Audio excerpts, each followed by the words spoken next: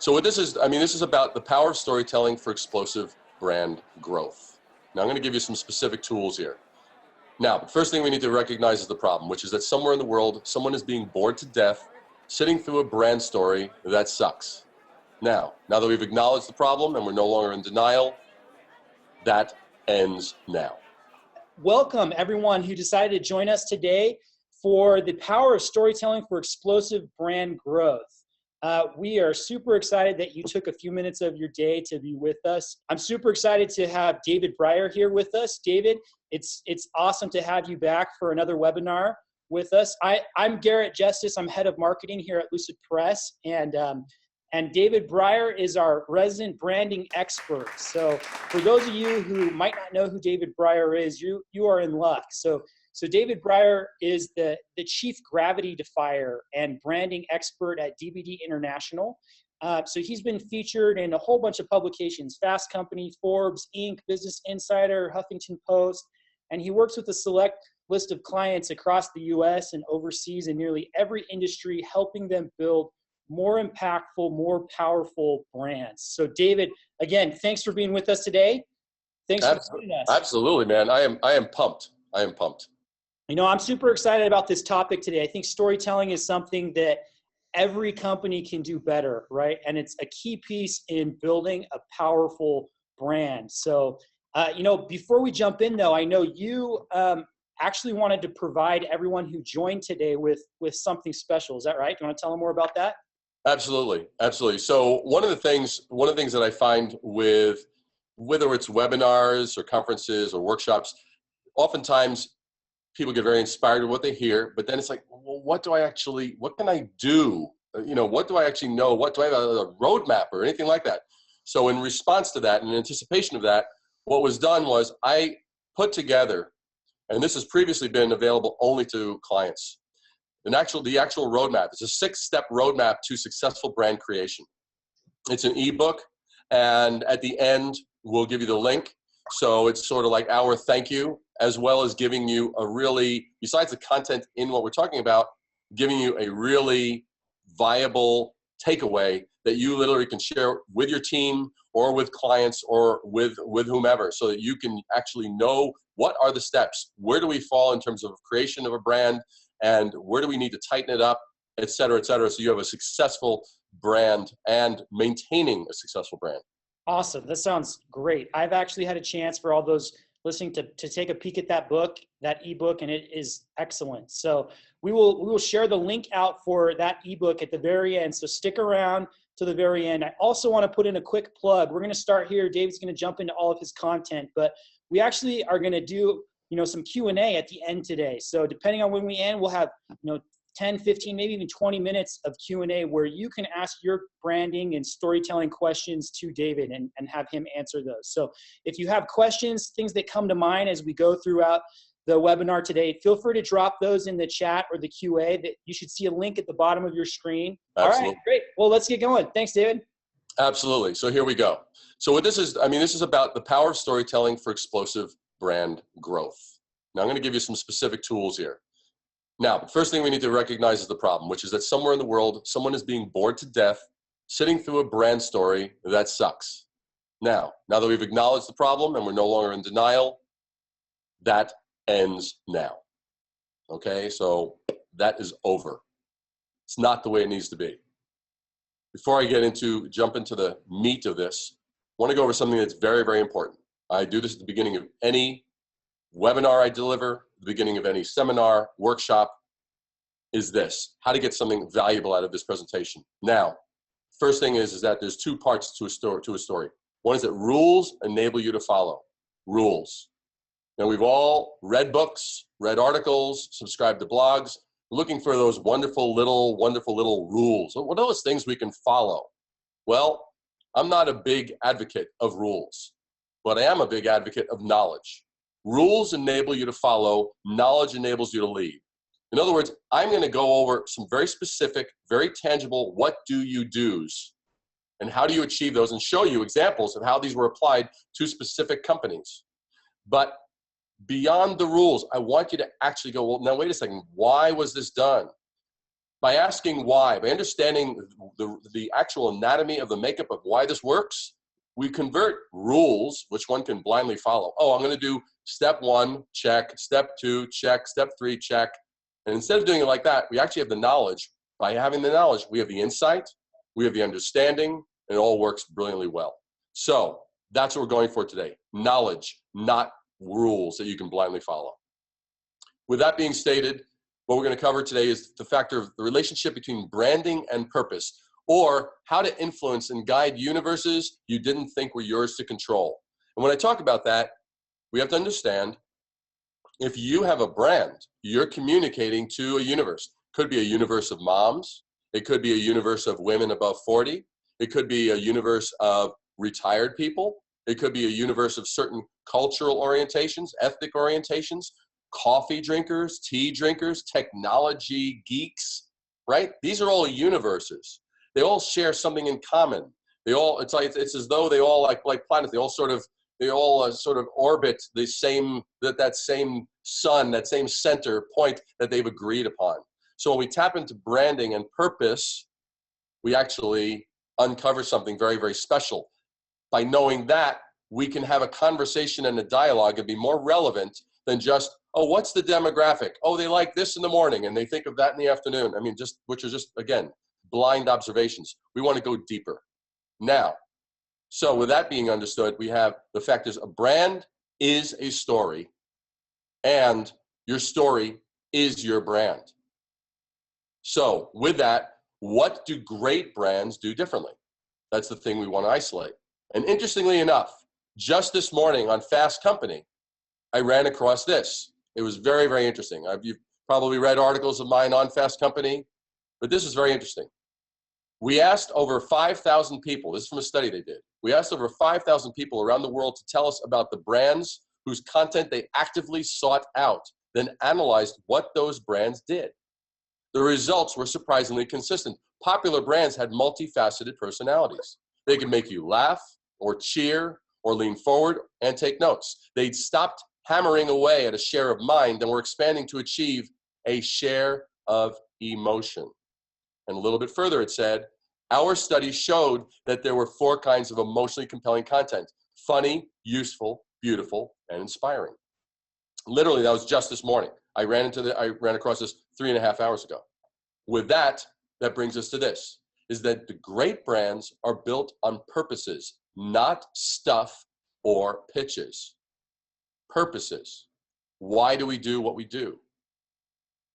So you ignore purposes and your brand story dies. Interesting point. Now, what I want to share with you now, a few years ago, I looked at Amazon. I went to Amazon.com and I typed in branding and searched under books. I found this very fascinating. I was curious, how many books are there? I figured, okay, hey, maybe there's 500 books, maybe 700 books, whatever. At the time, there were over, when I pressed search, the result came back with over 6,300 books.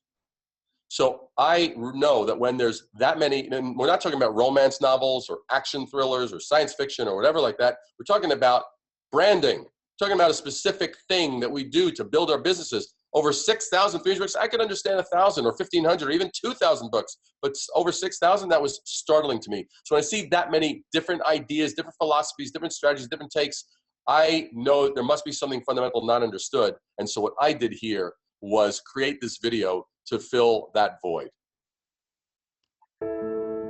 What is branding?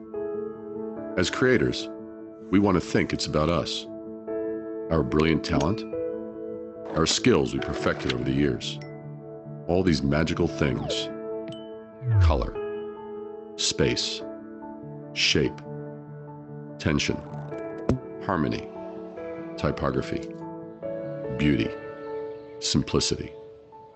Then why do certain brands become great brands? Brands that connect, resonate, and spread like wildfire. It's because we tapped into our ability to see, not as ourselves, but as others. To see the minute details and trends others don't see, not just on the computer screen, or in books, or in galleries, but in and through the eyes, hearts, and minds of people. Geniuses have that special skill to look at the universe of people and translate that into the universe of visual and written communications, to transform those observations we each sense into something we can each tangibly see and understand. That is the magic. That is the spark. That is the genius that gets each of us interested and keeps us going for something greater, for something previously impossible, for something nobody ever thought of before. That is the magic of branding.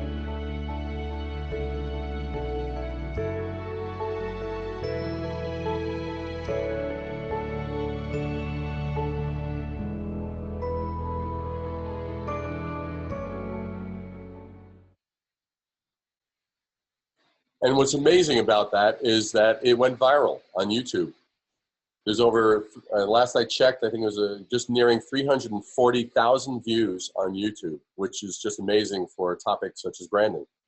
But it resonated, it basically simplified what branding actually is. And so I just wanted you to see that. So to give a context of what we're going to be touching upon and how direct we're going to be actually communicating here. So how many barriers stand in the way of this powerful presentation ingredient in terms of purposes? Well, 4. So these 4 landmines, literally, they can wipe out all your chances of success. Okay, and what are these? 1, interest. 2, ownership. 3, cliches. And 4, noise. Those are your actual barriers to achieving a brand story that will resonate, that will captivate and engage your audience. So the primary barrier interested in terms of interest. Number 1, you have to be passionately interested in who you're speaking to and what they care about, okay? I oftentimes will compare going out on a, let's say, a first date or a blind date. If the person you went out with only talks about themselves, how quickly do you want to leave and basically just go home and whatever, grab a coffee or a whatever, turn on or do some binge watching on some TV show. But the basic thing is that interest, we have to be interested in, or even more to the point, if any of us have ever been approached by a salesperson, whether it be a car salesman or any place else. Some organizations have very bad culture in terms of their salespeople. They're actually, you could tell that they're interested in trying to get you to purchase as fast as possible, and so they can get their commission. They don't really give a damn about what your needs are or what my needs are. That's poor. So we need to be interested.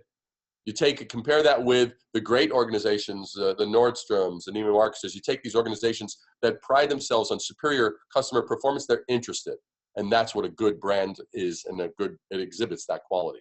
The primary barrier number 2, ownership. You have to know this isn't your show, it's theirs. You have to own that, right? Ownership. You have to own the fact that it is their story. We exist as brands to actually provide value to that individual. If we're not interested and we don't own the outcome of their engagement with us, that itself is a liability. Primary barrier number 3 is cliches. Now, cliches are very, very interesting. Cliches, here's a definition for you. 1, a phrase or opinion that is overused and betrays a lack of original thought. And number 2, very predictable or unoriginal thing. Now, oftentimes what happens is people hear that and they go, oh, cliches, well, you don't want to use a cliche. And they usually think of something that's said or written, okay? It is not limited to that. It applies to words, visuals, pitches, and video styles, as well as channels of communication, channels of media. So, for example, if you or I are creating a brand and that brand is using the same visuals as everyone else in our industry, how are we going to be seen as different? How are we going to be seen as unique?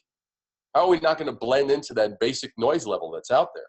So the thing is, whether it's visuals, whether it's the way we pitch, or the types of promises, like if you're organization or your brand is promising, hey, we have knowledgeable people, we have caring individuals, we really, really pride ourselves in customer service. Wonderful, that wonderful, great cliche, customer service, whatever that means to an individual, a consumer. What does that really mean? You know, to some it might mean, well, I'm not being ignored, and to others it might mean I'm really being catered to. Depends on your level of experience. But the bottom line is cliches is something you want to avoid from the standpoint of how you look, how you talk, the language you use, the graphic style you use, the imagery, the color choices, the visual style, the storytelling vibe and tone. Do you have a personality that people can get behind?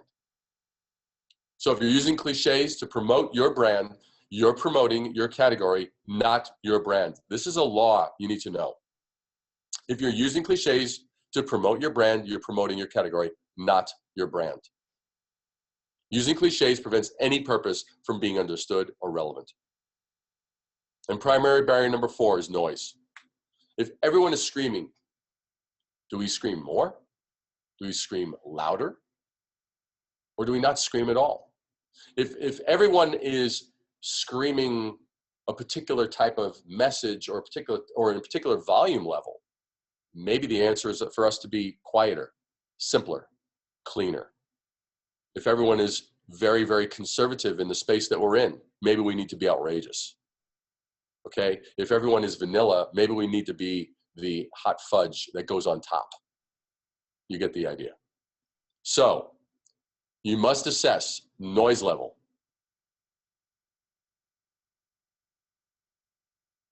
You know, does the customer have too many choices?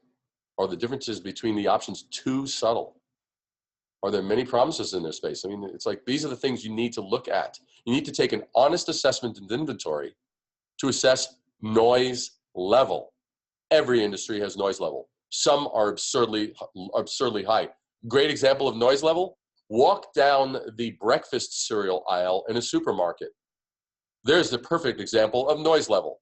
Every one of them is screaming and shouting to try and get the attention of the little kids who are yanking at mom's dress or shirt saying, Mom, Mom, Mom, I want that one, right?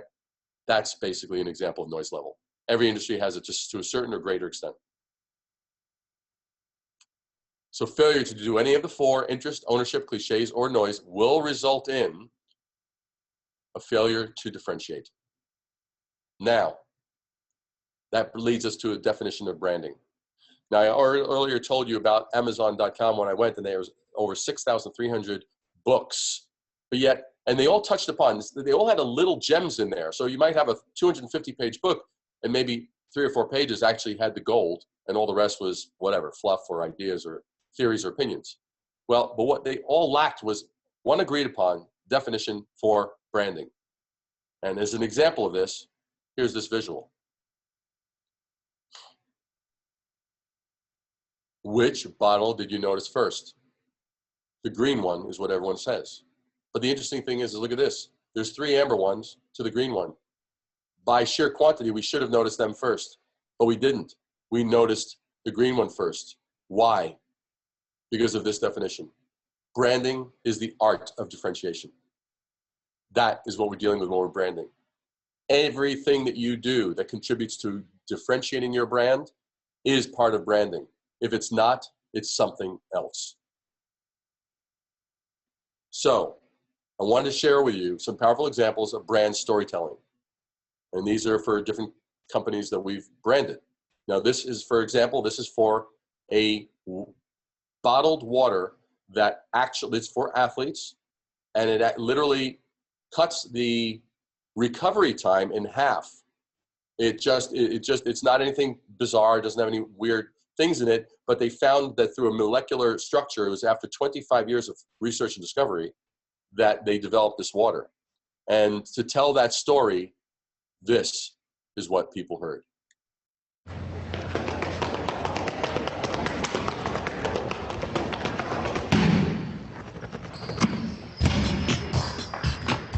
Anybody can show up.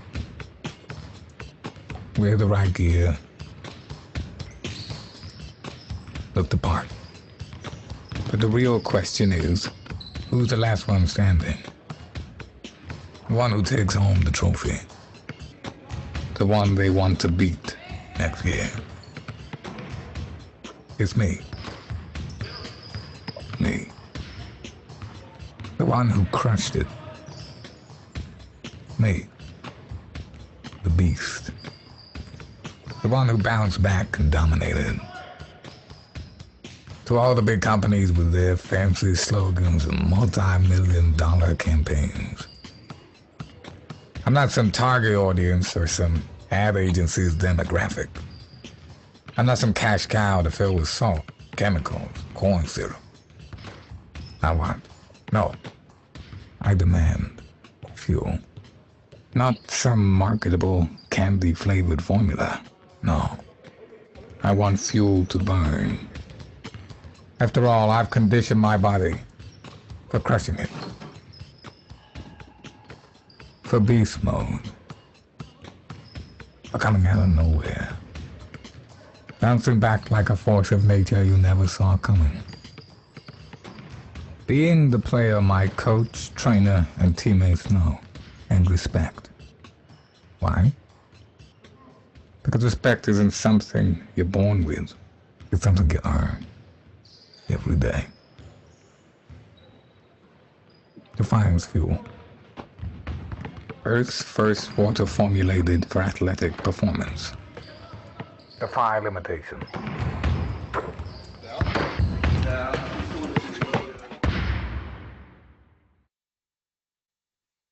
And the amazing thing about this is that we actually found that it was a 100% sign-up rate amongst athletes after they saw that message. And the thing about that, I want you to notice that we talked about their purpose. We didn't talk about like, hey, this is what we did, us, we.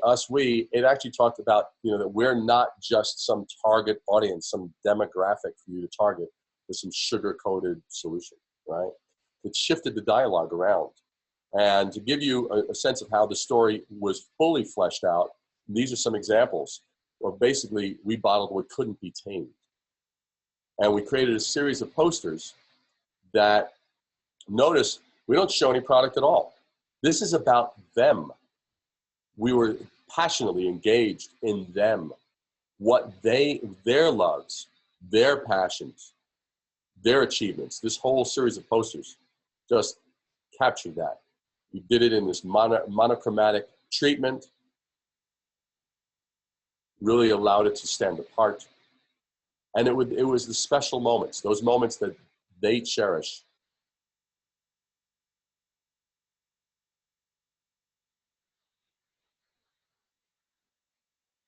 And on this one, because I'm always the first one to point out, you never want to overlook an opportunity for fun. And notice on this particular one, the logo in the lower right-hand corner is flipped upside down with the slogan, Defy Limitation. So, notice how the message was interested, how the message owned their purpose, how we avoided cliches, and how it was done in a way that didn't add to the noise. In the industry, how are we going to go? How's a new water product going to go up against the existing water brands? For anything from Gatorade, which is the sports beverage solution, to smart water or anything in between. So that's one example. Now, totally different example for a company that provides market research to agribusinesses, meaning the John Deeres of the world, large organizations like that. How do you take a company like that? Well, this is interesting. This is what their brand was. And just as a case in point, millennium is one of those words. I would never encourage a word like this for a number of reasons. First of all, what does it mean in terms of market research? Second of all, when we talk about a word, I never will encourage a brand to be created that actually has a word that few people can spell. I can guarantee you, if you right now went and asked 20 people, how do you spell millennium? It would be amazing if one of them got it right. They won't know that it's 2 L's in the middle, 2 L's in 2 N's in the middle. They'll do one of each or the other. And so people innately spell it wrong. So why would you have that in a brand? Instead, what we did was we actually did this based on the market research that we conducted for them, finding out that their brands, that their clients actually wanted performance. They wanted to know what to do, how to basically, what was the next thing that was going to make products fly off the shelf. So Landmark Performance Group had double meaning in terms of a landmark for business, but also a landmark in terms of geographically. And then with the slogan, unearthing product potential. And to tell that story, this is what was done.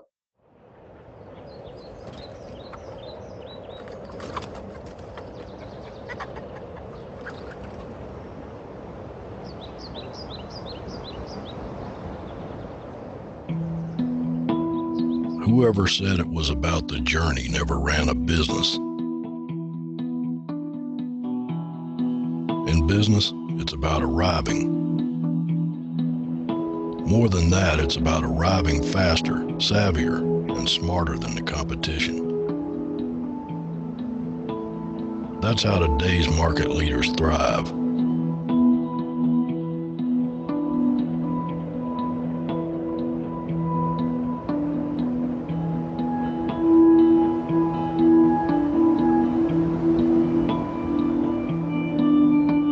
It's no longer an issue of collecting facts. It's about digging deep enough to unearth insights and open the door to something meaningful. How does one navigate through this rough terrain of discovery? With the same old tools? No. By learning to see through the eyes of those familiar with the terrain. By learning to hear what they hear. And say.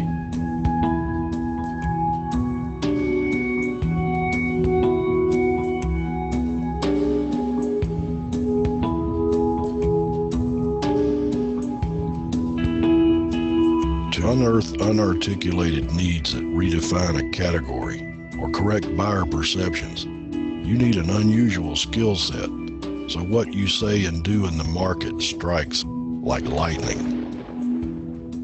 If you combined a laser-precise focus with the ability to cut through the crap, with a relentless yet cool exterior, powered by a souped-up V8 under the hood, you'd probably be getting close to our approach. Real close.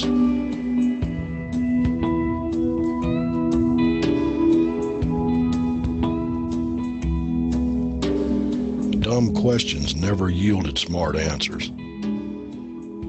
That's why we're fond of getting our hands dirty, as long as it's in the ongoing pursuit of getting potent insights that transform you and your product into superheroes. The kind of superhero with really awesome superpowers. What kind of powers? The kind that make products fly off the shelf.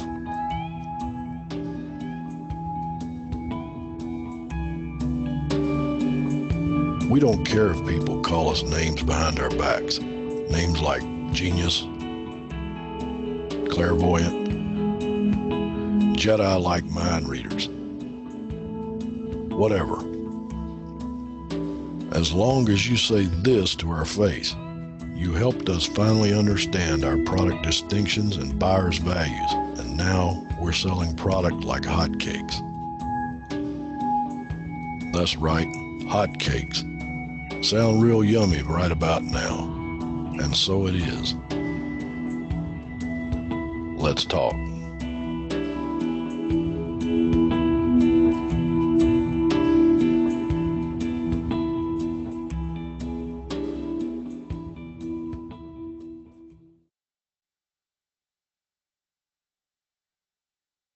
So you see there, the message, it was very, very interested. It owned the viewer's purpose. It avoided cliches.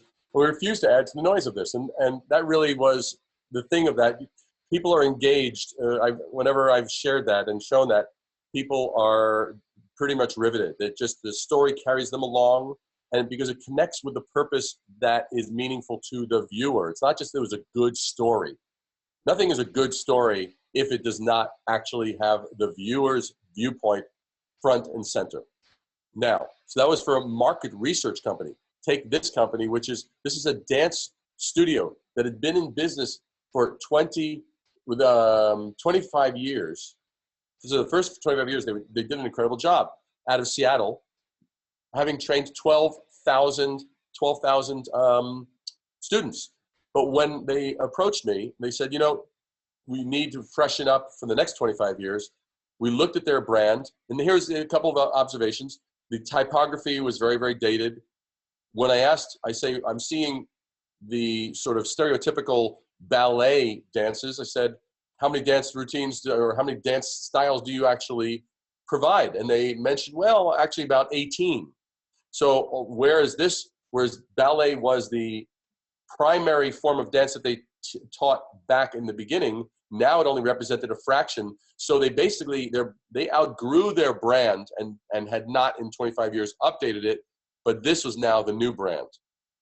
Not limiting it to a dance, but basically looking very lyrical in the style of the treatment. And to tell their story, this is what was done.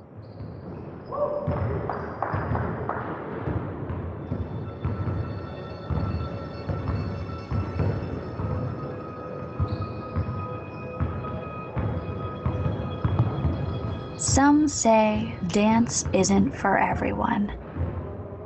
But what if it were?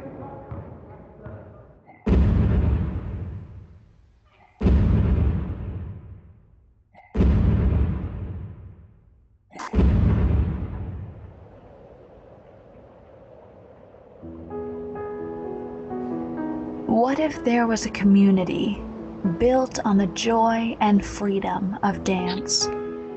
What if there was an oasis, an institution that had one reason for being, that recognition of our inherent right to dance, to express ourselves? What if movement looked to us for guidance? What if movement wasn't something to be feared, but something that celebrated our arrival, welcoming us with open arms and an open heart? What if movement opened our eyes to a new world that applauded us with every gesture and flourish?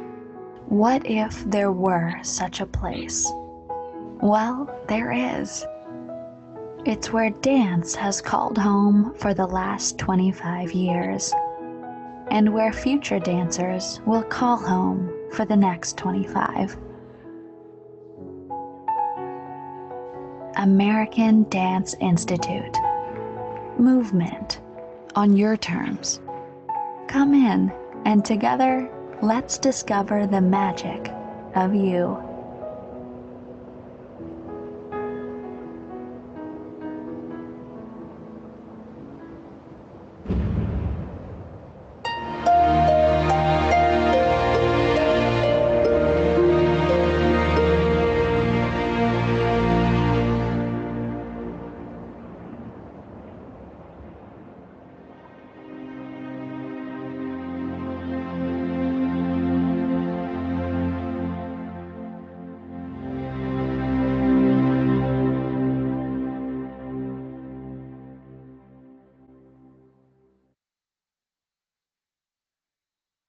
And just in terms of the storytelling, because again, a story is multifaceted, right? We're going to hit on emotions. We're going to tell it. We're going to convey.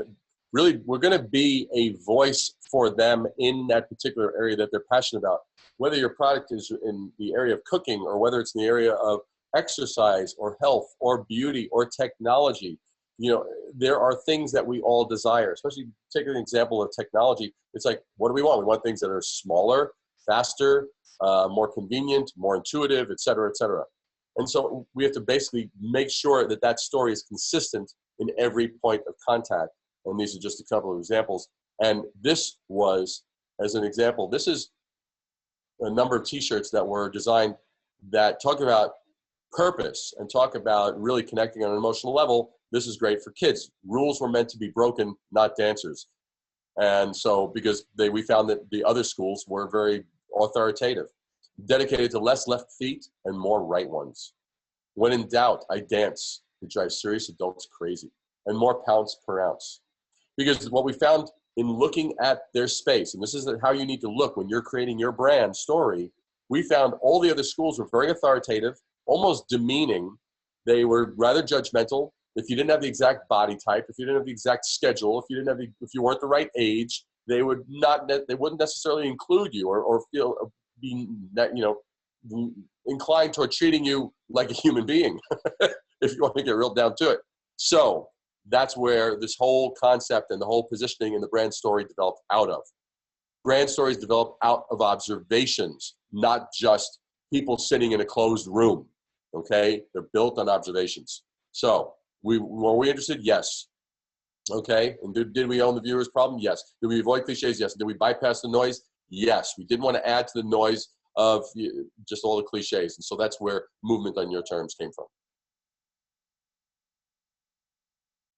Now, these last two, we're dealing with coffee and beauty, and I'm just watching the clock here to make sure so we have time for a Q&A.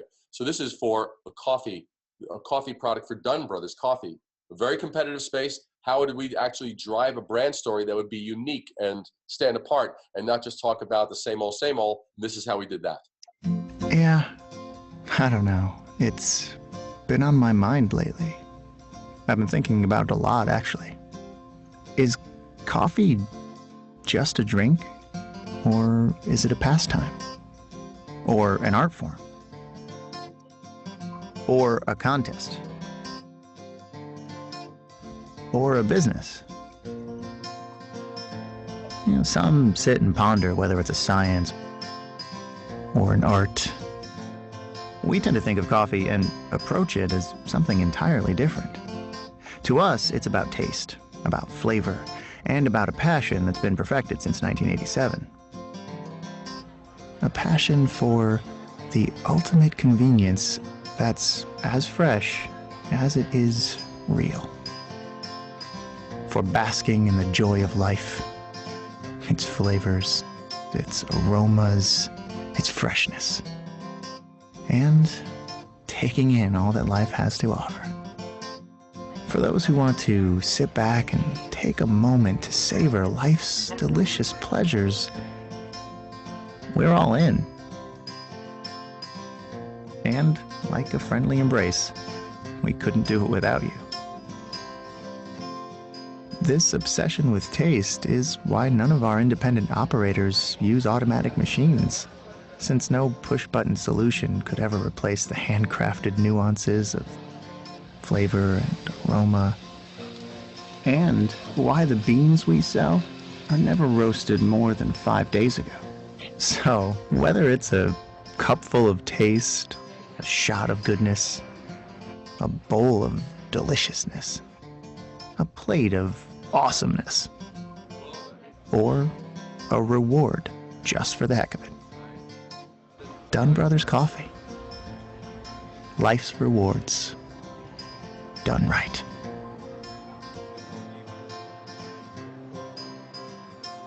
The official home of taste.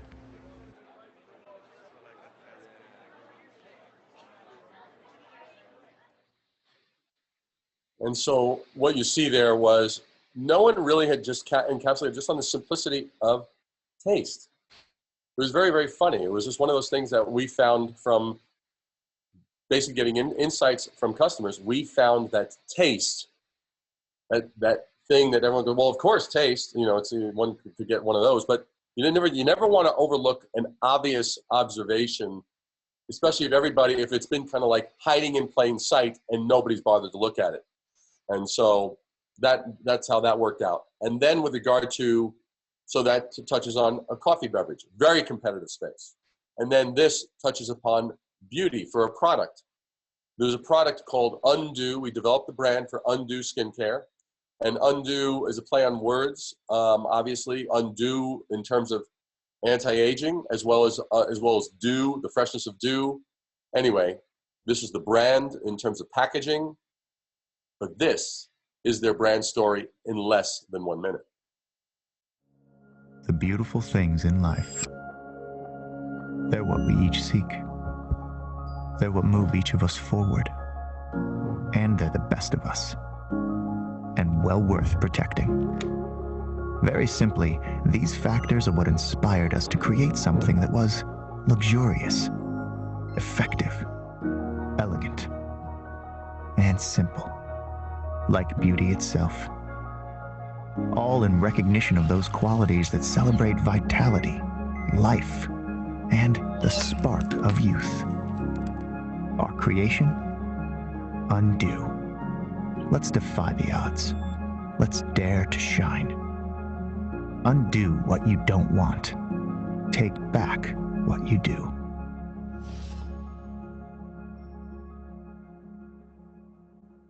Again, what was interesting about this, just in terms of cliches, we never show product.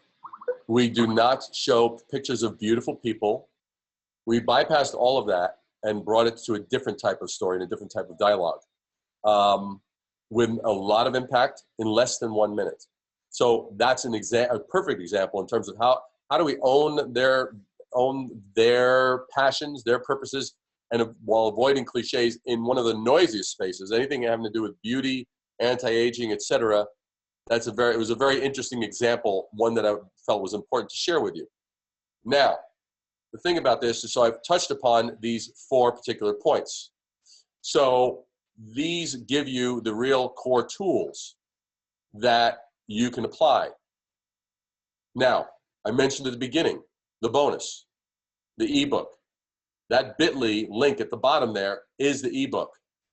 Okay, that we're going to actually show you in a second. I will show you that link in just a second. But for those that are listening, it's just bit.ly/2KDE3FX. They're all caps except for the K. The K is lowercase. 2KDE3FX. And you can download this for yourself and for your team. Now, as far as what we do, this is all we do. We basically brand companies, we rebrand companies, whether they're startups, young companies, small companies, or international companies. It does not matter. The bottom line is we're all dealing with having to reach people, reach those different universes, and with these tools, you can actually do it effectively. First question we have from Anton.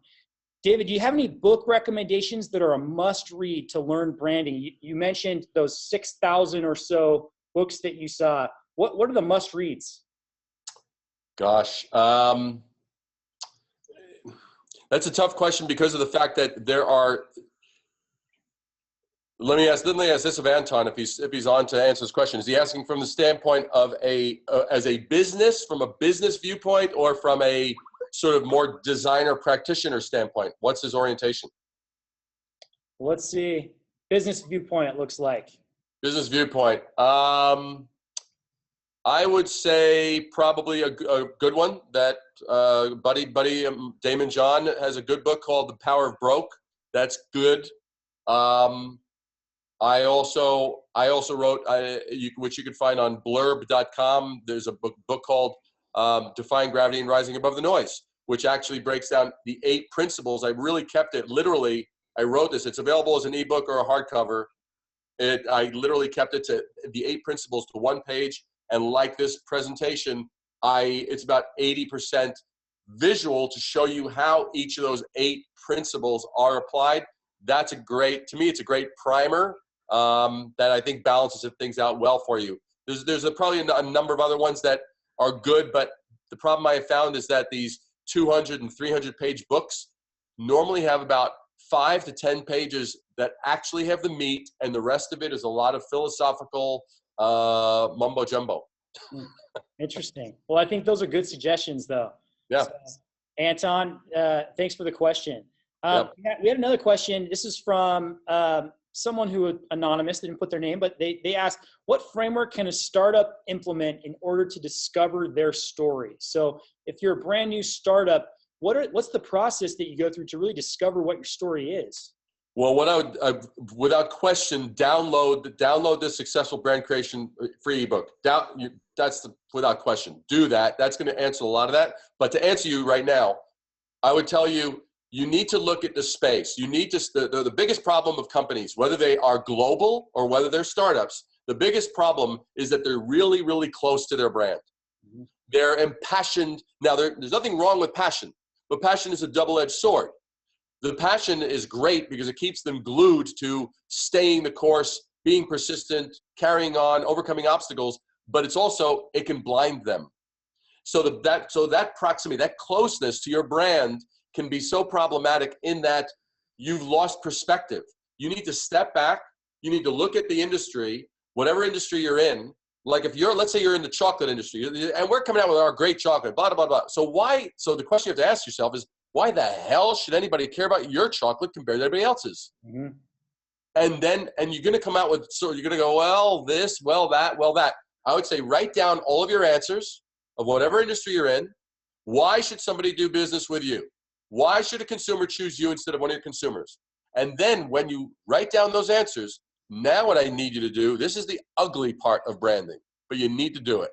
You need to now look at your competitors and say, is this the same? Are these the same types of messages that my competitors are also saying? It does not matter if yours are more true, quote unquote. It doesn't matter. We're talking not truth here. We're talking about what are people hearing? Mm-hmm. Because for those that have been around, I'll go back 35 years ago, the words all natural meant something that was brand new. That was brand new lingo in food packaging 35 years ago. And it actually meant something. Today, I think as long as the manufacturer thought about something natural when they were making it, they can plunk on all natural. Unfortunately, there are terms and things that become meaningless because they become overused. Yeah. They become cliche, they become commonplace, they become highly diluted in what they mean. So you need to first assess what you think is what are your unique drivers, and then you go, okay, now if everybody else is saying the same thing, you got a problem. You got to go, wait a second. We got to rethink this. What is our differentiator, right? Objectively, that's your starting point. That should give you a good starting tip. Yeah, that's great. I think it goes back to branding, your definition, the art of differentiation, right? Completely. The core and the key of it. Perfect. Well, thank you. Another question we have, any advice for a small nonprofit with a bare bones marketing budget? What's a kind of cheap and easy way that they can tell an impactful brand story? With that one, I will actually tell you, buy the Power of Broke. The Power of Broke from Damon John is all about that, because Damon he grew up in just where I grew up. He born in Brooklyn, raised in Queens. I was born in Brooklyn, raised in Queens. When he started FUBU, he had no money. Mm-hmm. He was working at Red Lobster. Mm-hmm. He had to be like inventive. He had to be like figure out guerrilla marketing. He had to come up with these brilliant ideas that cost nothing. That's a great book because you have great examples in there from great people, including Damon. That would be my advice on that one, because that will give you it'll get your creative juices flowing. Awesome. Yeah, that's great. Okay, next question. I think this is a really good one. It's interesting. Is a motto a cliche? So many companies focus on their motto. Can a motto be a cliche? Anything can be a cliche. I mean, and anything could be amazingly original and amazing. It depends on the context and how it's used. Mm-hmm. Take one of the best known taglines in the world. Just do it. What the hell did that mean? Just do it. That could relate to anything, but it was because of the story they told, the types of videos, the types of advertising, the types of just the dialogue that they controlled. That was the perfect tagline. Mm-hmm. Just do it. So, of course, yes, can a motto be a cliche? Absolutely. But anything can be a cliche, and anything can be amazingly original and inventive. You've got to balance insight with fun. You've got to balance, and a certain intensity of what's it going to take and serious introspection with throwing caution to the wind and saying, what the hell, what if, and really being outrageous and like exploring all the crazy, wild things. And that requires being able to step away from your brand, look at the whole industry, look at the people that you're serving, because I'll give you a good example. And this goes back to a couple of the questions that were asked. You really need to understand your audience. Your audience is vital. Give you an example. Let's take a red car, a nice entry-level red car, shiny, looks fun, looks nice, looks sporty, whatever. You have a father and a son walk in there. The father is looking for maybe a car for his son. He's looking, he kicks the tires, he's going, okay, what's the mileage, what's the safety rating, and all this kind of stuff. Now the son, looking at the same exact car, thinks to himself, chick magnet, okay?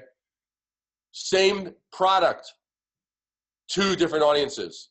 You got to know your audience to be able to really craft a good brand story. The brand story you'd work out for the father is definitely not going to be the same one you work out for the son. Mhm. You wouldn't want the father to read the one that you craft for the son, and you probably wouldn't interest the son in the one you crafted for the father. Right. Yeah. No, that's great. That's great examples. Yep. I think we have time for maybe just one or two more.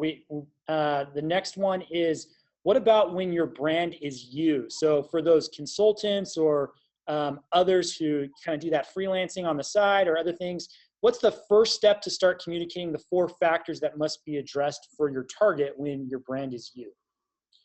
Basically, you need to be unforgettable and relevant and fun. You know, I mean, it's you have to be. You can't be, hi, I'm your serious, relevant, meaningful consultant or whatever it is that you are, right? Blah blah blah blah blah blah blah blah blah. Because we are all just a few keystrokes away from the next Google search, which will give us thousands of solutions to what we've just searched for. Mm-hmm. So you have to realize, okay, I have to rise above the noise here. I've got to do something that's different. If everybody in your space is highly conservative, or if everybody in your space is wildly outrageous, maybe you need to be the voice of reason, right? You need to work out, how are you going to be able to be heard amongst the noise? It's not just a matter of, let me work out a brand story. No, it's how am I going to be heard against the noise? If we were to really define what we're doing, because if you don't work that out, if you don't have it in that context, no brand story you come up with will ever work. Yeah, no, that's great advice.